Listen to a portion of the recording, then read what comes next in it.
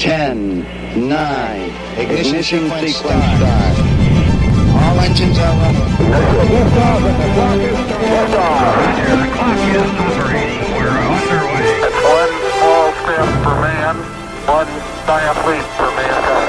And with Biff and Nos nowhere to be seen, it's time now for a very special episode 45 of Kerbalcast, A Kerbal Life. This is one small jump for I'm your guest host, Amy Kay, and today's Kerbalcast is devoted entirely to A Kerbal Life.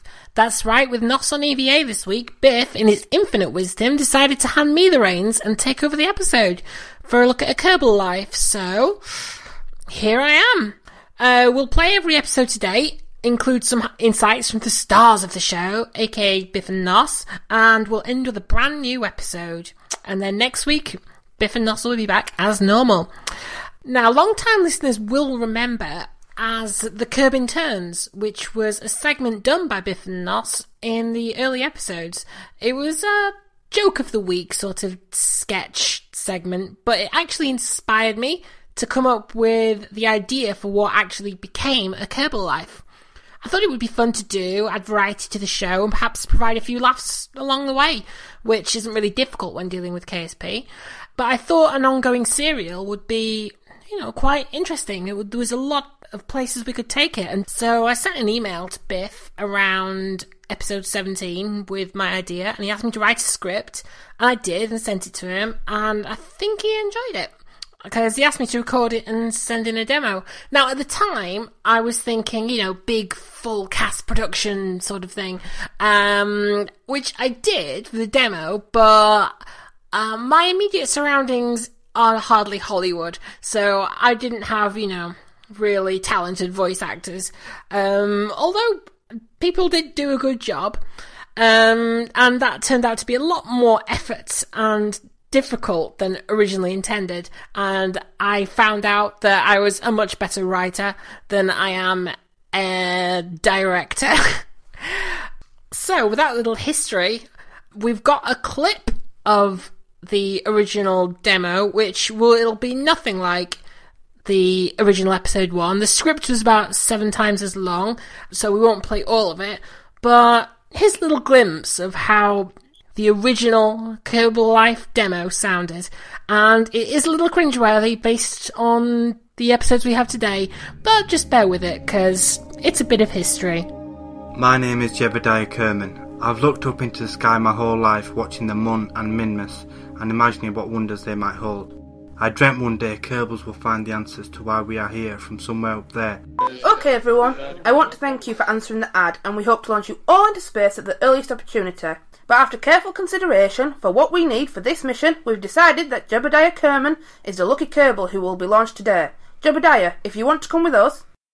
Congratulations, Jebediah. I hope you're excited. I sure am. I can't believe I get to be the first Kerbal in space. Orbital 1 launching in T-minus 5, 4, 3, 2, 1, launch!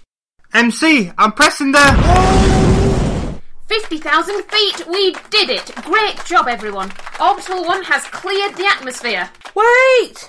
Word from the administrator! We have to revert! What? The administrator says we need to revert to vehicle assembly immediately! Revert to vehicle assembly? Jebediah's cleared the atmosphere, Carmen. What do you expect him to do? This isn't a video game. What would the administrator say?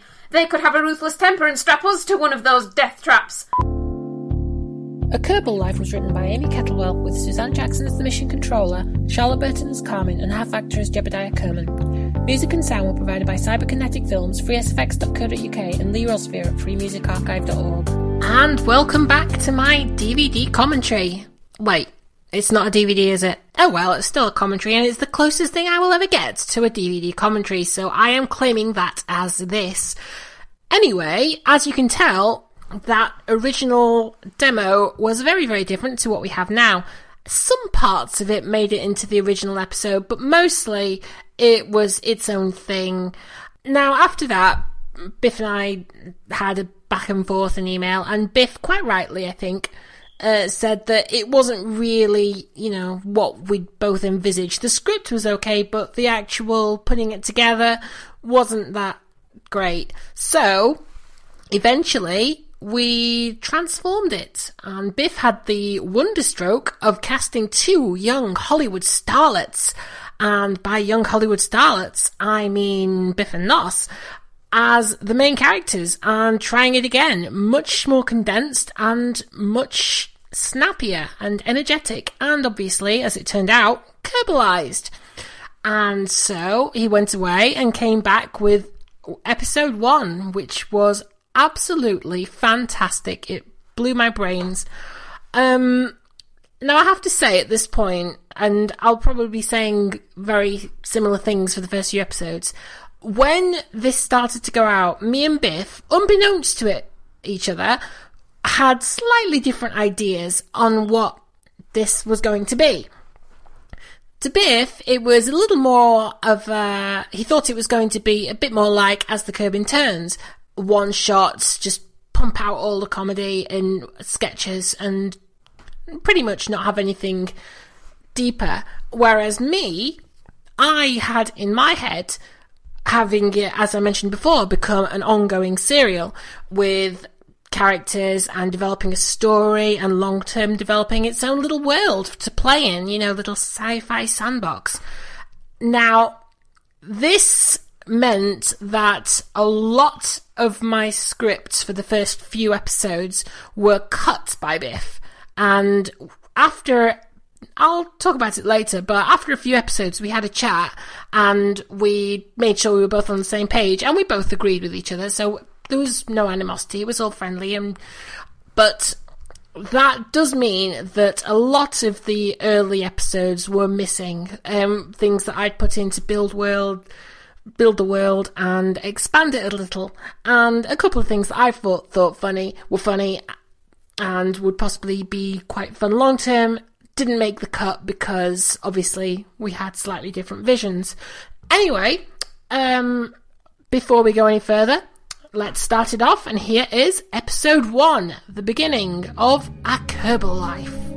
My name is Jebediah Kerman. I've looked up into the sky my whole life, watching the Mun and Minmus, and imagining what wonders they may hold. And then I read this morning's newspaper and saw an ad asking for brave Kerbals to come down to KSP and go see the stars. Once again, our main story is the appointment of a new administrator at the Kerbal Space Program. We will shortly see the first Kerbals in space. Stay tuned next for another episode of As the Kerbal Turns. Okay, everyone. Jebediah Kerman is the lucky Kerbal who will be launched today. Jebediah, if you want to come with us. Congratulations, Jebediah. I hope you're excited. I sure am. I can't believe I get to be the first Kerbal in space. Carmen, will you go and finalize the launch details with the administrator? No problem.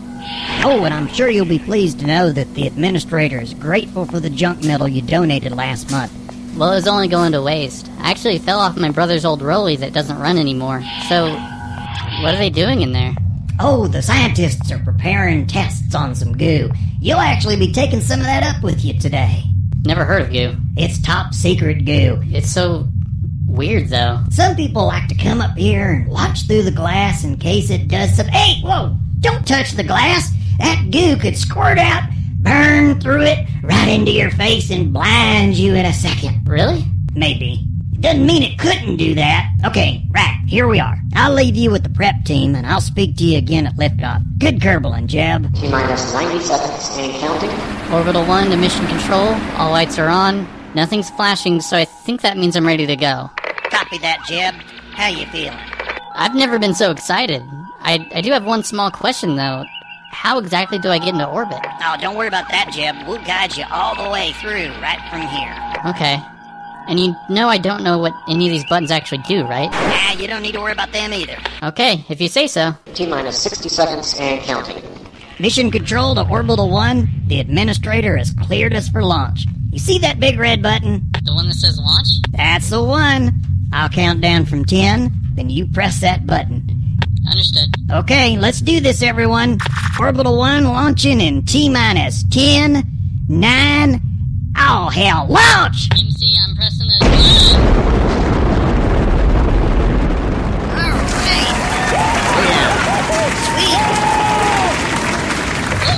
Sweet! 50,000 feet! We did it! Great job, everyone! Orbital 1 has cleared the atmosphere. Wait! Word from the administrator. We have to revert. What? The administrator says we need to revert to vehicle assembly immediately. Jebediah's cleared the atmosphere, Carmen. What's the problem anyway? The administrator's designs, there was a flaw. What kind of flaw? There's no parachute on the rocket, and there was supposed to be. The administrator overlooked it in assembly. So our first Kerbal in space has no way of coming back from space without a horrible incident?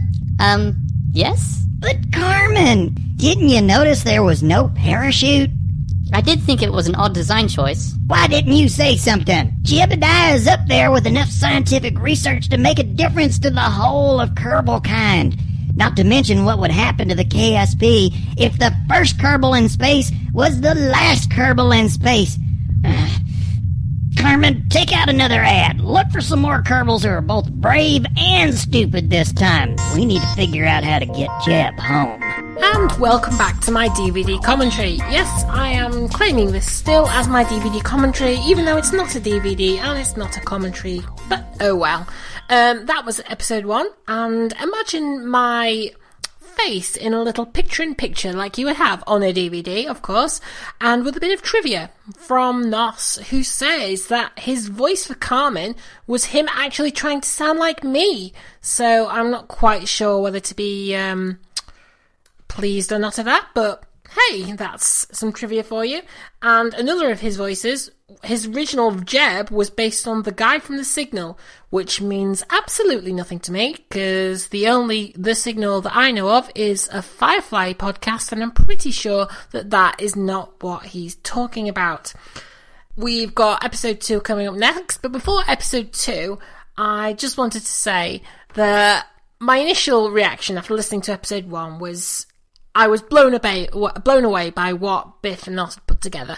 But I also have to be honest, it was so hard for me because, like I said before, the original episode 1 script was really, really long, and I'd been living with that script for so long. I loved quite a lot of it, and about 60% of it was cut out for time in that episode 1. In later episodes, I got better at judging the time for the segment, but it was so hard to say goodbye to so many portions of the script that I missed and liked. But anyway, there you go. Life goes on. So, with episode 1 out there, we pledge on to episode 2, and here it is. And once again, our top story. Jebediah Kerman, the first Kerbal in space, is in grave danger. After clearing the atmosphere, it was discovered that the spacecraft Orbital 1 doesn't have a parachute. Mission Control is working to bring Jeb home safely. Okay, everyone, listen up. That spacecraft is coming back in a hurry, and we need to figure out a way to get that science home. And Jebediah. And Jebediah, too. Now, how do we get a ship back to Kerbin without a parachute? We need a solution. Fast. We know that if the ship hits the ground without a parachute, it will explode. We saw this a lot in the test flights. Actually, the explosions were quite pretty. You should really see them sometime. Off topic, Carmen. Sorry, MC. Oh, he has a personal RCS, doesn't he? What are you thinking, Carmen? Well, couldn't he just jump out at a low altitude and burn that? Carmen, that is the best idea we've got. Let's go with it. Mission Control to Orbital 1. What's your status, Jeb? MC, I've just collected the goods sample and done my final EVA report. That's about all the science I can get for this mission. Copy that, Jeb. And I got some great news for you. We got a plan for how to get you home. Say again, MC? Jeb, there was a small issue that was overlooked, which means that your ship is lacking slightly in the parachute area. Lacking in what way? It, hadn't got one. Now, don't you go worrying about that, though. We have a plan, and it almost certainly might possibly work. What? Now hear this, everyone. This is the first manned trip to space the KSP has ever done.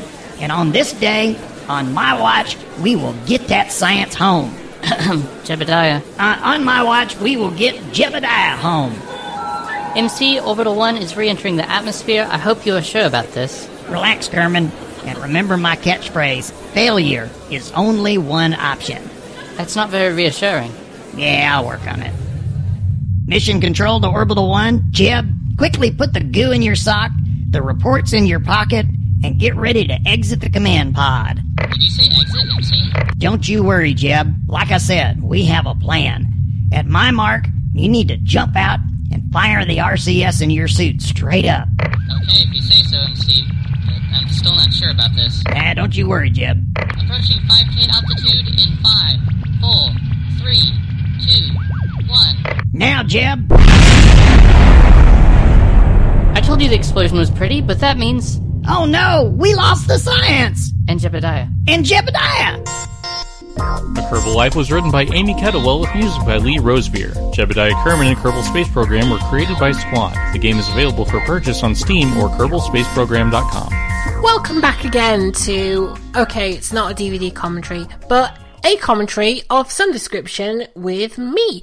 And that was episode 2. And interestingly, with episode 2, there was 2 versions of episode 2. The first one that I wrote, Biff decided actually that the plot was moving too fast, so we pulled it back in a bit, because originally we were going to be on the Mun by episode 3, but Biff thought it would be a good idea to pull it back a bit, slow it down, spend some time getting to know the world and the segment, and so we did. So this is the second version, and again there was a fair bit that was cut out of the second version of the second episode, which I really quite liked.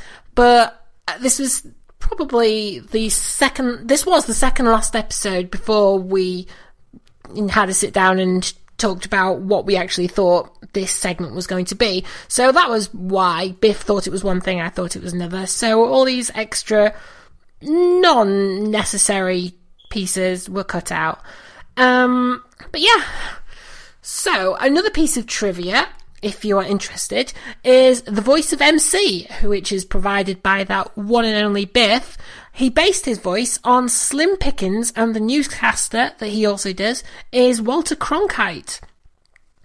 Now, I have to say, I don't know if it's because I'm English or just because I'm ignorant of American popular culture, but Slim Pickens does not sound like a person to me. I have absolutely no idea who this is, and to be honest, Slim Pickens sounds like a fruity treat, possibly like a raisin. If not, something very similar. But I am assuming that, as raisins don't speak, that is not the case. And as for Walter Cronkite, I have heard the name, but my only knowledge of that name comes from the film Anchorman, courtesy of Will Ferrell. So I'm hedging my bets that it's not that reliable. But there is a piece of trivia for you. Another piece of trivia is that voices are Kerbalized by running them through a pitch filter. And I'm not too sure what a pitch filter is, apart from the obvious filtering of pitch. But Biff, in his infinite wisdom, of course, obviously does. And that's what he tells me he does to generate Kerbal voices. So, pressing on, and we are into episode 3. Now, I will be honest, this is the episode which I like the least, and I'll let you listen to it first, and then I'll come back and tell you why. And the attention of Kerbals everywhere is focused on the Kerbal Space Center today, after the accidental launch of the first manned space mission without a parachute. The latest news is that the ship hurtled back to the ground uncontrolled, and hit in a massive, though reportedly beautiful, explosion. It wasn't supposed to go like this, Carmen. What do you mean, MC? Well, ever since I was just a little sprout, all I ever wanted to be was mission controller. The big MC. A sprout? Does that mean Kerbals are plants? You're missing the point, Carmen. The first Kerbal in space dies on my watch. Jeb knew the risks, MC. This isn't on you. Did he, Carmen? Did he really? Hi, everybody. Jeb? Oh, good, Jebediah. You're here in time for the next mission. Great, I'll get suited up. Wait a minute. Going through the final checks now, MC. Almost prepared for launch. How is Jebediah in that rocket? He put on his suit and got in there? He died, Carmen. His rocket crashed. Does that not strike you as odd? Well, the administrator did set the difficulty settings to normal, MC. That's probably why he's back. Difficulty settings? Real life doesn't have difficulty settings. There's something bizarre going on here, and I intend to figure it out.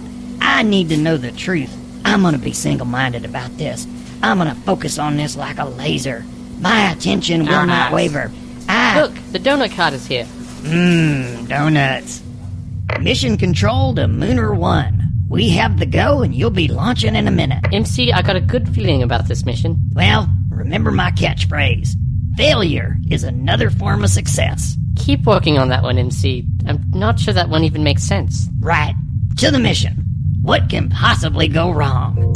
A Kerbal Life was written by Amy Kettlewell with music by Lee Rosevere. Jebediah Kerman and Kerbal Space Program were created by Squad. The game is available for purchase on Steam or KerbalSpaceProgram.com. Welcome to the world of tomorrow!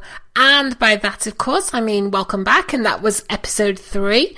And as you've noticed in episode 2 and episode 3, and ongoing for most of the next episodes, is the MC's catchphrase recurring remark. Now, that was actually Biff's idea. That was completely from him, and I thought it was a good idea. It was a little running gag for the MC to have.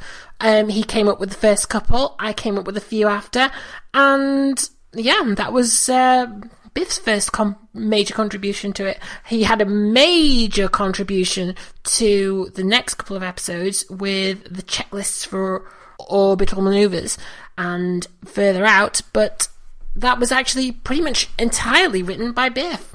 Anyway, I said before that episode 3 was my least favourite. Now, you have to understand, I was writing long scripts. They were getting shorter, but I was putting a lot of stuff in there, and it was really driving me mad that it was all being taken out, everything that was deemed not necessary, which, to be fair, it was in Biff's eyes. And that was no fault of his or mine, but it was after episode 3 that we said, look, where do we want this to go? And I gave him my ideas and he gave me his, and we came out with an idea that we both really liked. And from here on, there isn't a single Kerbal Life episode that I dislike, and I like them all. And it's time for some more trivia from non-existent faces in non-existent pop-up squares on your non-existent TV screen. Wow, how existential. Anyway, from Biff, the radio sounds in A Kerbal Life were originally created using old recordings of static. And after he did the Apollo 8 and the Apollo 14 segments, which I'm sure you'll have heard in after the credits in the main show, the static was replaced with sounds from those missions. So in the early episodes, it's just short bursts of static, but in the later ones, it's actual NASA beeps. Now, there's a bit of interesting trivia that you never knew and never wanted to know and never thought you'd wanted to know, but now that you know, you just know. So now it's information that you can never get rid of. And moving swiftly on, we shall now go in to episode 4. Following the tragic crash of Jebediah and Orbital 1, the KSP are celebrating a success today after Mooner 1 has achieved a stable orbit around Kerbin. The KSP have their sights set on the Mun and assure us that there will be no more catastrophes. Mooner 1 to mission control. MC, are you certain there are parachutes on this one? There certainly are, Jeb. Heck, I even added an extra 3 radio parachutes, so you can rest assured there. Copy that, MC. Okay, Jeb, begin a checklist. Set map view. Map view displayed. Nav ball overlay. Nav ball displayed. Click for Mun target. Mun target selected. Engine staging, set full throttle. Throttle set. Time acceleration, 10x. Roger, 10x. Mission control, checklist complete. Ready for go code on transmuter injection. Roger that, Jeb. We copy checklist complete. Stand by for TMI go. Standing by for TMI go. Mission control to Mooner 1, you are go for TMI. Repeat, TMI go for Mooner 1. Copy that, MC. We are go for the Mun. Remember, we have lots of options, but failure shouldn't be one of them. Roger that, MC. All systems are go. MC, wait. What is it now, Carmen? I know we have parachutes. I supervised 4 of them being attached myself. Well, that's sort of the problem. We've loaded up Mooner 1 with science collecting parts for our first trip to the Mun, you see. So, nothing wrong with getting lots of science, Carmen. Yes, but then you added 3 extra parachutes and the administrator hasn't upgraded the launch pad. What are you telling me, Carmen? And what do you mean not upgraded? We've never needed upgrades before. It was in an update, MC. That's why half the stuff in Mission Control has disappeared. An update? You're not making sense, Carmen. Who updated it? What does that mean? Anyway, we went over the part limit for the level 1 launch pad, so to allow for your extra parachutes, we had to remove some fuel. So, let me get this straight. Jeb can touch down soft as anything, except he doesn't have enough fuel to actually get home? Yep. Why is it always something, Carmen? Couldn't the administrator just have upgraded the VAB? We don't have enough funds, and apparently they decided testing a Separatron at 27,028 meters and 527.472 kilometers a second was just too boring. Well, okay, we're gonna have to chase after him and get him some more fuel. Bob is the next Kerbal in line, MC. Okay, Carmen, send Bob after Jeb. We're gonna have to rendezvous, Doc. A Kerbal Life was written by Amy Kettlewell with music by Lee Rosevere. Jebediah Kerman and Kerbal Space Program were created by Squad. The game is available for purchase on Steam or Kerbalspaceprogram.com. Now, did you notice anything odd about that episode? No? Well, in the original, obviously, it wasn't me voicing Carmen there as it was in this one. That was done. At the time, we were having a conversation and I just thought, I wonder what I sounded like as a Kerbal. So Biff said, hey, why don't you record Carmen's lines and just so we can see? So we did, and he sent it to me, and we both had a good laugh, and that's what I sound like as a Kerbal. And that existed, so I thought Biff thought we'd put it in here for you, just for a bit of a difference. So that's exactly the same show, just with me replacing Nos as Carmen. Sorry, Nos. Anyway, Episode 4 was really Biff's moment to shine. That whole checklist thing that the MC and Jeb did there, that was all written by Biff, and it was a bit long, so we carried it over to episode 5 as well, but I thought it was really good, and it definitely was very realistic with the whole space thing going on, and that was really well done by Biff. A little piece of interesting trivia. This was at a time when I was really struggling with Rendezvous and really irritated with parts contracts, which is why I made a little dig at the fact that you have to do so many parts contracts with such a specific precision. And so, yeah, and that 27,028 meters that I mentioned in there is not actually randomly chosen. It's actually my birthday minus the last digit. So I'm not saying what the last digit is because that will get my age, but yeah, so that's the benefits you have when you write the show. But no, I really enjoyed episode 4. I hope you did too. And now we have episode 5. And there is excitement in the streets of Kerbin today as Kerbals glue their eyes on the progress of Lunar 1 as it leaves Kerbin orbit. Will a Kerbal soon set foot on the Mun? What will we learn from the Mun? Is the Mun really edible? Stay tuned for updates. And in other news, fear sets in as one Kerbal accidentally stepped in a puddle.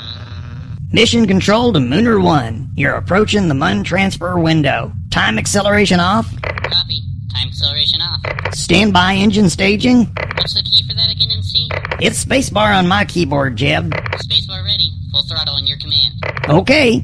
3, 2, 1. TMI engage. Hitting spacebar. Mission control, TMI engage. Full throttle, awaiting shutdown. Copy that, Lunar 1. You're on your way. Shutdown on your command. Shutdown. Shutdown confirmed. Good job, Jeb. We have Mun encounter. Now just sit back and enjoy the ride. Time acceleration 50x. Time acceleration 50x. Lunar 1 to mission control, entering Mun encounter. Copy that, Jeb. Time acceleration off. Time acceleration off. Stand by for retrograde burn. Full throttle. Standing by full throttle key. Approaching Mun periapsis. What? Approaching Mun periapsis. Full throttle. Retrograde burn. Full throttle.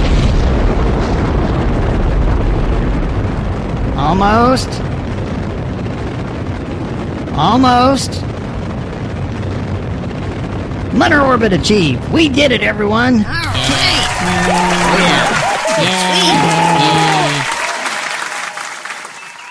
Yay. Engine shutdown. Jeb, you are now the first Kerbal in history to orbit the Mun. Just think, pretty soon you'll be setting foot down there and you can finally answer the age-old question. Which moon of Kerbin is the dessert? Oh, and by the way, now is probably a good time to tell you that you might not actually have enough fuel to get back from the Mun. But, say again, MC? Don't worry, we have a plan. We're sending Bob up after you and Refueler 1 to top you off in lunar orbit. How's he gonna do that, MC? Well, he's gonna have to do a rendezvous and dock with you. Oh, copy that. Actually, what is that?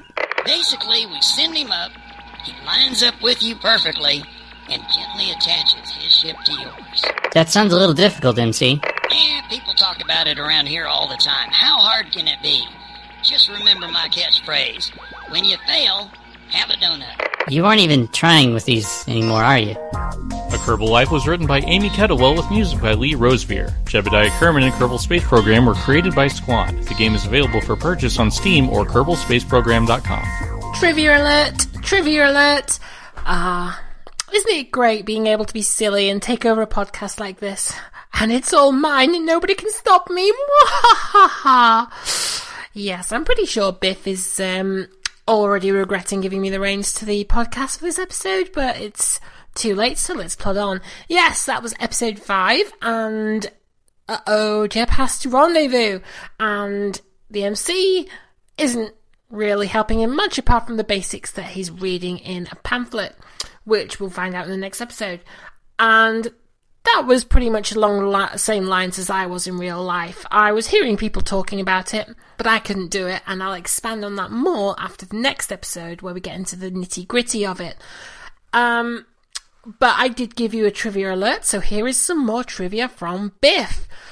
Sounds come from a variety of sources. Mission control is engineering from Star Trek The Original Series. Capsule interiors are from the Star Trek Original Series bridge. Rocket sounds are a mixture of audio from the game and real NASA missions. Wow. Applause and crowd sounds are from real space missions supplemented with voices done in studio. So that is where a lot of sounds come from. There are some more interestingly generated sounds, and very, very custom made by Biff himself, which I shall tell you about after the next episode. But in the meantime, on to one of my favourite of the later Kerbal Life episodes, which I was in hysterics listening to, especially Nossa's portrayal of Jeb in this next episode. So without further ado, here is episode 6. Kerbals continue to hold their breath for a questionably long period watching Lunar 1 prepare to dock with a refueler ship and head down to the Munner landing everyone wants to see. A procedure never done or even attempted before. This should make for some captivating activity and add an extra flourish to what will be a defining moment in Kerbal history.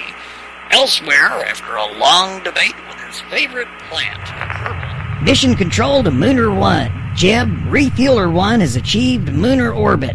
You and Bob need to dock and refuel, and then you can both go down to the surface. Roger that, MC. So, what do I do? Now, hold on there a minute, Jeb. I got a pamphlet here called Quick and Easy Guide to Rendezvous I picked up at the grocery store. It says, Step 1, set your target. So, set your target on Refueler 1. Copy that. Target set. Step 2, to synchronize orbit, you should, well, wait a minute now. Oh, this makes no sense. Who is this Biff guy that wrote this guide? Carmen, throw this in the trash. Jeb, I'm just gonna have to leave it to you and Bob up there. But I don't even have the pamphlet, MC. Oh, you'll be fine. Just line up your orbits and have Bob gently crash into you. Oh, and it says, lower is faster. Lower is faster? Okay, Bob, bring up the map view. Map view open. Now, you're higher, so that means, I need to go faster, and you slow down? Copy that. Burning program. Stop! Engine salted. Okay, now you're lower, and I'm higher, and you're in front, so I need to go down a bit, and you catch up. Copy that. Now, you throttle up. No, wait. I should slow down, and you need to go up a bit. Or do you go down? Okay, faster is lowered, so you go higher, and I slow down. Over a week has passed at the KSC with no lunar landing. The word from the center is that this is due to complex orbital maneuvers that have yet to be completed. Having held their breath for the lunar landing for over a week, Kerbals are now advised to breathe after some Kerbals started turning turquoise. Meanwhile, the professor of Kerbal Studies made a statement saying, Up a bit. Stop. Down a bit. Stop. Mission control to Lunar 1. How are you guys doing up there? Up. Slower is faster, higher is slower. Jeb, I think you need to get yourself some rest. Up a bit. Down a bit. Doc. Jeb, I'll be honest, the administrator isn't happy we've been unsuccessful in docking so far, and he sent someone over from the MODs. The MODs? He must be from the MODs. He hasn't said a word, and he's dressed all in black. He handed me a note to say he's taken over the rendezvous. Can he do that from here? I think it's best not to question it. He's got loads of crazy numbers up on a screen here that nobody understands. You and Bob get some shut-eye, and we'll leave it to Mr. McJeb here. Mooner 1, do you copy? Up a bit. Down a bit. But I didn't get to tell you my catchphrase. A Kerbal Life was written by Amy Kettlewell with music by Lee Rosevear. Jebediah Kerman and Kerbal Space Program were created by Squad. The game is available for purchase on Steam or KerbalSpaceProgram.com. Now, I had an absolute ton of fun, both writing and listening to that. It is one of my favourites. Every time, even now when I listen to it, it makes me laugh. And scarily, that is very similar to my own experience of rendezvous. I do go slightly insane. I can only compliment Nos on what must be a very realistic portrayal of what I sound like when I go insane while trying to rendezvous. Up a bit, down a bit, slower it, no, faster, slower, up, down, quit! Up a bit, up a bit, up a bit, up a bit, quit, quit, quit! Down a bit, down a bit, down a bit. Quit, quit, quit, faster, slower, faster, slower, up, down, quit, faster, slower, faster, up, down, quit. Anyway, some more trivia, as promised, and about those custom created sounds that Biff creates. An example of this is one that you will hear very, very shortly. The sound of Bob thumping on the outside of the capsule soon was created by putting a portable recorder inside a fridge, or refrigerator for Americans, because I'm not sure whether they say fridge, and pounding on the outside. Oof, now that is an interesting way of making a sound, but well done, Biff. Walking on the Mun, which you'll hear in a couple of episodes' time, is the sound of Biff walking through actual snow. On a day, I think, that we actually both had snow. I think we took it in turns. We had snow here in the UK, and then Biff had snow where he was. And the cave interior, which you will hear from my next appearance as Val, is created using reverb and the sound of water dripping. I have to admit, I would never in a million years have guessed that's where sounds came from, but there you go. Control panel noises are made by clicking switches on old radios and walkie-talkies, and that is Biff's very original sound creation system. So, without further ado, off from one of my favourites onto another one that is also good, in my opinion, and into episode 7, where we finally get to the Mun. Now, I have to say, we were originally going to be the Mun on episode 3, but obviously it got extended, so here we are, more episodes after originally intended. But it was a nice journey. History is in the making as the secretive MOD organization stepped in at the KSC to help Mooner 1 to achieve orbital rendezvous around the Mun. Mooner 1 is now docked with Refueler 1, and we now await the separation of Lander 1, so Jebediah and Bob Kerman can finally set foot on the Mun 1. Mission control to Mooner 1. Jeb, we need you to link up with Bob and separate the lander. The administrator really wants both of you down on the Mun today. Copy that, MC. One question, though. What's that, Jeb? Bob is back in the command pod at the back end of the Mooner 1, and I'm in the command pod here with the lander. Both command pods only hold one Kerbal, so how are we both going to get down? Now, I'm no expert, but I reckon if you go down slow enough, Bob can just hang on to the side and you'll be fine. The side of the ship? Roger that, Jeb. Bob should be there in a moment. I did wonder what the personal EVA was for. MC, Bob is banged into the window here in the command pod. He's grabbing on for dear life, and his face looks like a mixture of panic and terror with a touch of regret and disbelief. Copy that, Jeb. Bob? Yes, MC? I think now's a good time for you to remember my catchphrase. Hold on tight. Hold on tight. You've got to... That's a song, MC, not a catchphrase. Jeb, stand by for go on lander separation. Standing by. Hey, Jeb, I'm not sure about this. Bob, I'm sure they looked at every angle and judged it to be perfectly safe. But still... Jeb, you are go for lander separation. Press the blue button now. Blue button pressed. Lander separated. Wow, that was so much easier than docking. Okay, Jeb, take her down nice and slow. Remember, you have a passenger. Throttling retrograde and straightening up. Bob, how's it look out there? Looks good in here too, Bob. Can you believe we're actually going to do this? We're going to set foot on the mud. Do you want to taste it first, or shall I? Okay, if you insist. Mission Control, we are on a smooth descent with no more horizontal velocity.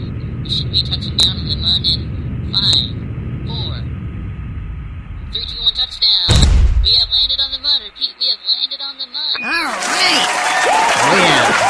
Sweet. Congratulations, Jeb. Congratulations, Bob. Now the moment we've all been waiting for. You are clear to exit the command pod and set foot on the mun. Copy that, MC. Bob, you can let go now. MC, Bob will set foot on the mun in a little while. Okay, here I go. I'm climbing down the ladder and... Uh-oh. Jeb, what's wrong? Is there a problem? Is the mun dangerous? Did we make a big mistake? Are you out of air? No, the ladder's just a little too short. I'm gonna jump the rest of the way, MC. Oh, phew. Copy that, Jeb. You're about to make history. Here I go, MC. Hold on. Let me get the profound thing the administrator told me to say out of my pocket. Okay. This is one small jump for... Jeb, are you down? Copy that, MC. I am on the lunar surface. I can't believe I'm MC for this moment. Jeb, always remember that you were the first Kerbal to set foot on the mun. Actually, MC, I'm not. What do you mean you're not? I thought you said you were on the surface of the mun. Well, my foot got caught in the bottom rung of the ladder and I got stuck, so I'm upside down with the top of my head touching the surface of the mun. Oh, that counts. You did it, Jeb. You're the first Kerbal head on the mun. Still not sure about that either, MC. Oh? And why is that? Because there's a Kerbal face drawn onto the surface of the mun and we didn't put it there. Then, who did? A Kerbal Life was written by Amy Kettlewell with music by Lee Rosevear. Jebediah Kerman and Kerbal Space Program were created by Squad. The game is available for purchase on Steam or KerbalSpaceProgram.com. So, that was episode 7 and we're nearly up to date. Yes, obviously they're on the mun now, but it's KSP, so I thought we couldn't just have them land on the mun. Jeb had to get off the ladder and just fall and just dangle with just his head landing on the mun. The fact that they're even upright is better than most of my landings on the mun in KSP, so there we are.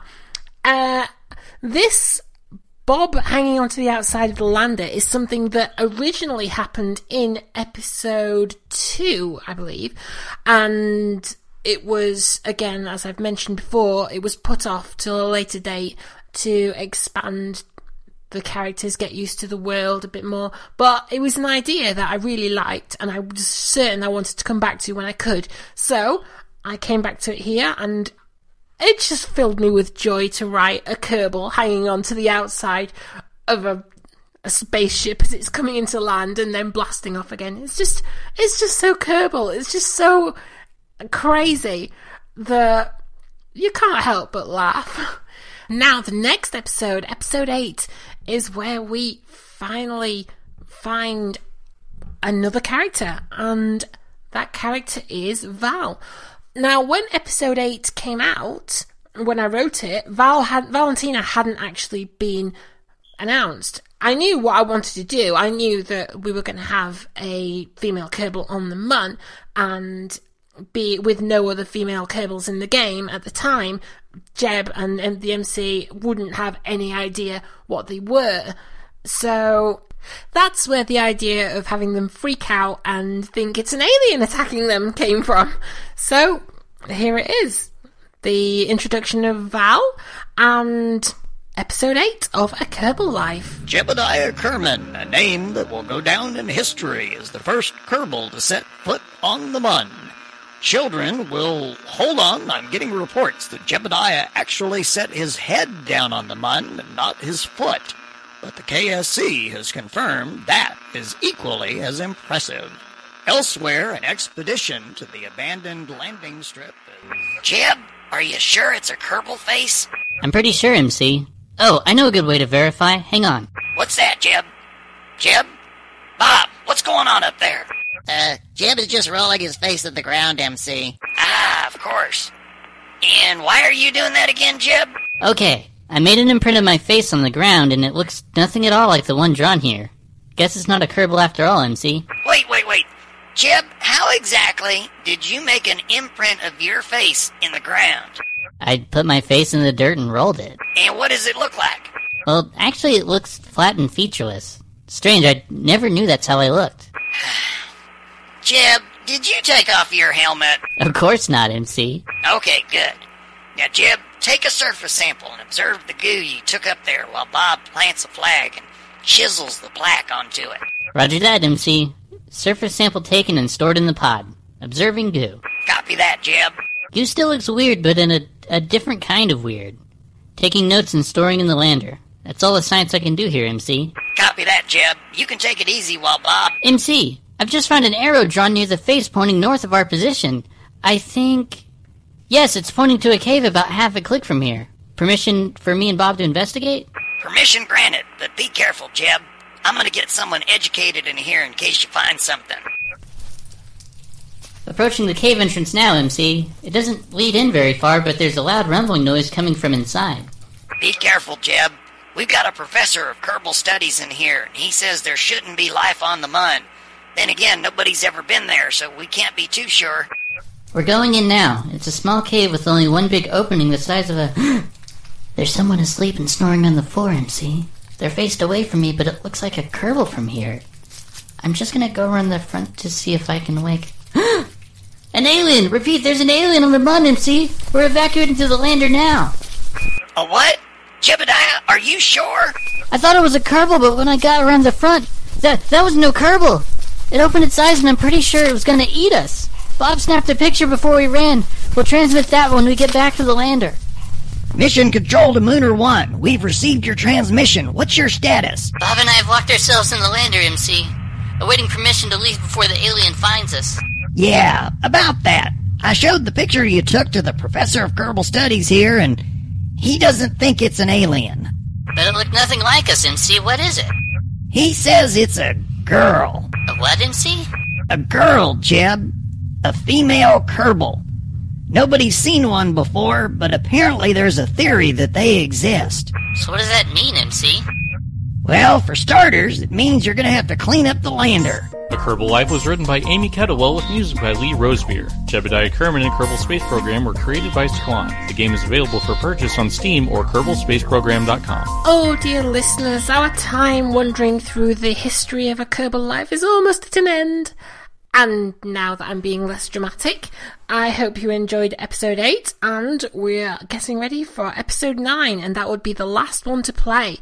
Obviously, we've got the new one, episode 10, coming afterwards, but first, when this was written, it was serendipitous in timing, because it was the exact week that Squad announced Valentina, the first female Kerbal, so... the female Kerbal that was already written and recorded now had a name. So, obviously, in honour of that, she became Val and is voiced by me for the first official time. If you don't count, obviously, episode 4, where I was Carmen in the version that didn't air. So, here we go, replaying the latest episode of A Kerbal Life.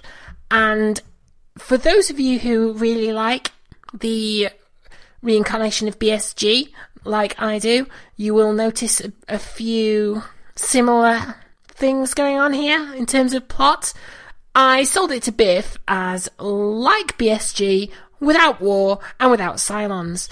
He had no idea what I was talking about, but I think he did after he heard the episode. So, for the last time, episode 9 of A Kerbal Life.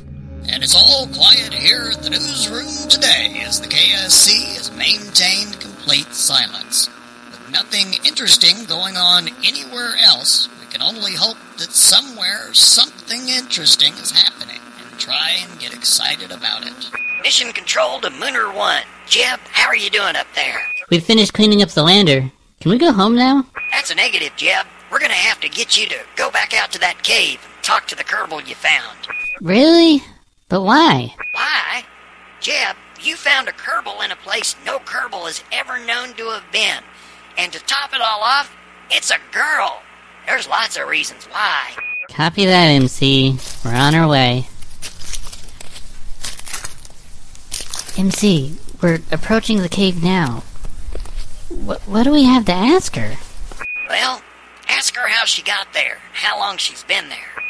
Copy that. Oh, and Jeb, don't tell her you'll take her home. We won't? Why not? Surely we can't strand her on the mud in a cave. Well, for starters, there's only one ladder on the ship, and Bob's gonna be holding on to that on the way home. Bob's gonna what? Understood. We're going in now. Hello? Kerbal lady? I didn't hear anything, Jeb. Hello? Morning? Ah! Now calm down, all I said was morning. Wait, you're Kerbals. Kerbals, yes. Yes, we are Kerbals. Well, I'll be. I thought no one was going to come back for me. Did everyone get there okay? I have no idea what you're talking about. Get where? To the new colony. Isn't that where you came from to find me? Colony? Well, we thought we were the first Kerbals in space. Where did you come from? And you're a girl. Why are you a girl? Why am I, Okay, I can see where this is going, and we're going to go round and round, both getting more confused. So let's just start over. Hi, I'm Val. Hi, I'm Jeb, and this is Bob. Hi. What's your name? Nice to meet you, boys. Now, just for fun, let's start over. Where did you come from? Well, Kerbin. Where else would we have come from? There's still Kerbals on Kerbin? I thought they'd all gone after... never mind. Okay. Now you know where we came from. Where did you come from? When we fled Kerbin in the Great Exodus, I was trying out a Kerbal alarm clock given to me by the MODs, but I forgot to set it, so I fell asleep, must have hit something, and my ship crashed here on the Mun. Great Exodus? So there are more Kerbals in space? Wait, you must have been here a very long time for us to not know about any of this. How are you still alive without food or oxygen? Oh, the MODs never installed life support. So where's your ship?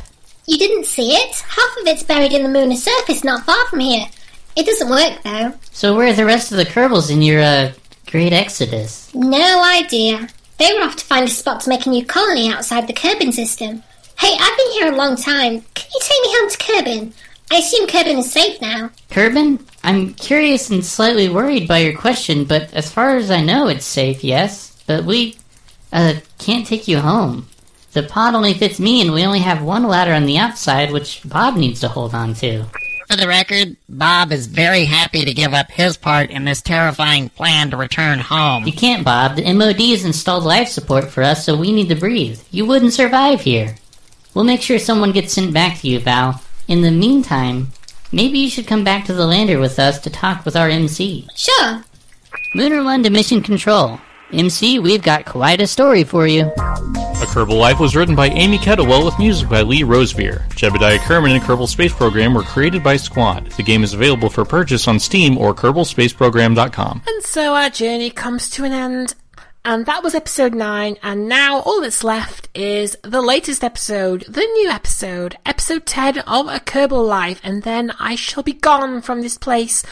Next week you will be back to your regularly scheduled Biff and Nos. So, I haven't heard this yet, you haven't heard this yet, I've forgotten what I've written, well I haven't really, but it just seemed like a natural next thing to say. So, here we go, the last one today.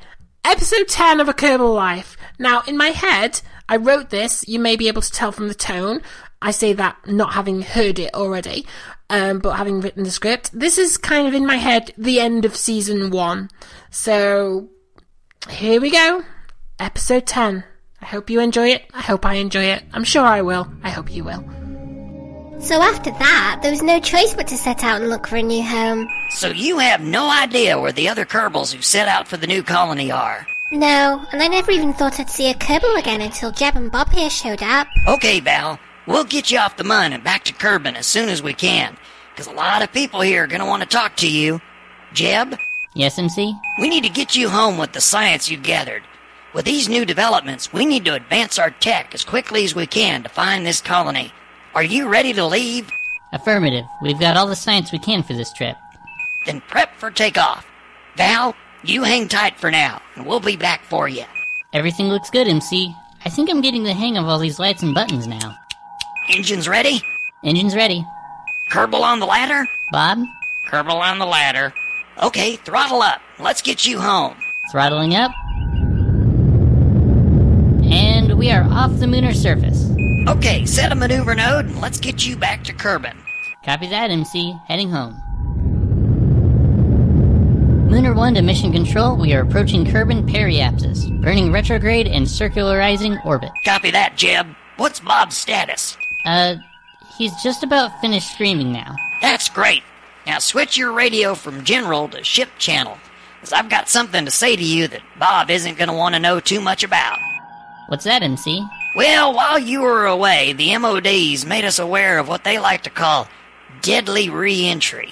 That doesn't sound fun. Well, you'll be fine, because we're going to bring you in nice and slowly.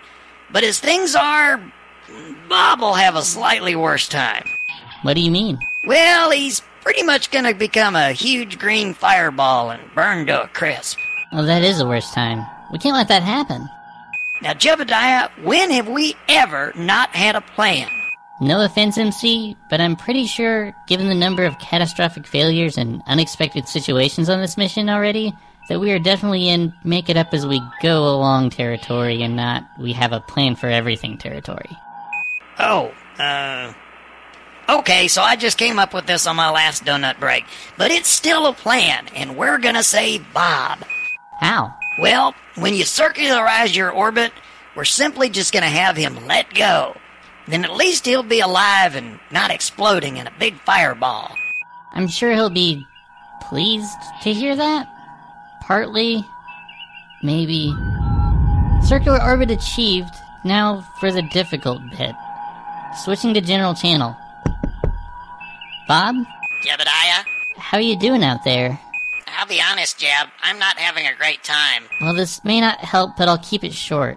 It's a long story, but basically you can either let go of the ship and drift in orbit for a while, or... What? There's no way I'm doing that! Let me finish. Let go of the ship and drift in orbit for a while, or explode in a big fireball. Okay, so the first one does sound like the better choice. You know, I wish I'd never answered that ad on the cereal box. Lunar 1 to mission control. Bob has let go and he's drifting off behind me now. I'll be honest, MC, of the two of us, he definitely got the short straw on this mission. I kind of feel bad for him. Don't you worry, we'll get him back. There's already a contract out to retrieve him. In the meantime, you've had quite the adventure. So how about we finally bring you home?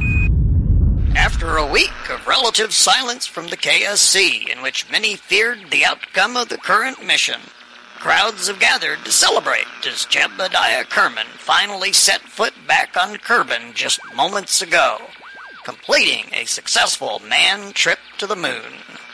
There is no news on the KSC's next plans, but rumors are aplenty, with many speculating that the next mission could be even more dramatic. In other news, 2 Kerbal astronomers were declared mad today after ridiculously trying to convince people that they had spotted a Kerbal floating in space through their telescopes. The pair weren't available for comment. A Kerbal Life was written by Amy Kettlewell with music by Lee Rosevere. Jebediah Kerman and Kerbal Space Program were created by Squan. The game is available for purchase on Steam or Kerbalspaceprogram.com. Wow, what an ending to Season 1 of A Kerbal Life. Now I'll be honest, I haven't just heard it, I'm just recording this at the same time, but let's pretend I did, and wow, what an ending to Season 1 of A Kerbal Life. Now, next week, Biff and Nos will be back, but the next special, I'm sure I can talk Biff into taking over to try my hand at international diplomacy. My next special is probably going to be a tribute to American Samoa via episode 6 for Canada. So, something along that, and I'm pretty sure that will never ever happen. So, I've been Amy K, being silly, because no, there's nobody here to stop me, and this is probably why people don't solo podcast around here. And you can catch me playing KSP when I'm being more serious on Twitch. That's twitch.tv/AOUMI83. And Biff and Nos will be back next week, as I say, with a regular episode. You can contact them at kerbalpodcast@gmail.com. They are at Kerbalcast on Twitter. You can follow them there. And you can help support them by going to patreon.com/Kerbalcast. Thank you to Lee Rosevear for Kerbal Life music and Professor Soap for the music for Kerbalcast episodes. Thanks to Ascalon for posting episodes of Kerbalcast to YouTube, and subscribe to us on iTunes. Episodes can be downloaded directly at http://kerbalpodcast.libsyn.com. And that does it for episode 45 of Kerbalcast, A Kerbal Life. Until next time, happy Kerbaling!